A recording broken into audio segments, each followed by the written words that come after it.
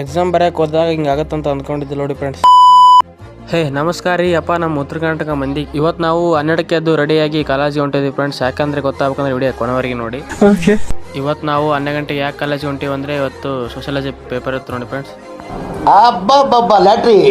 ಕಷ್ಟಪಟ್ಟು ಓದ್ಬೇಕು, ಇಷ್ಟಪಟ್ಟು ಓದ್ಬೇಕು.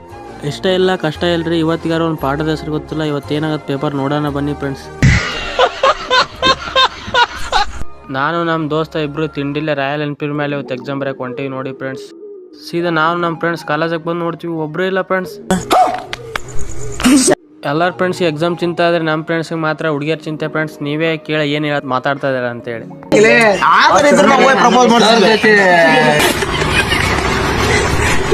ಹಂಗಿಂಗ್ ಮಾಡಿ 3 ತಾಸು ಕಳೆದು ಪೇಪರ್ ಮುಗಿಸ್ಕೊಂಡು ಸೀದಾ ನಮ್ಮ ನಡೆ ಬಸ್ ಸ್ಟ್ಯಾಂಡ್ ಕಡೆ ಅಂತ ಈಗ ಹೋಗ್ತಾ ಇದ್ದೀವಿ.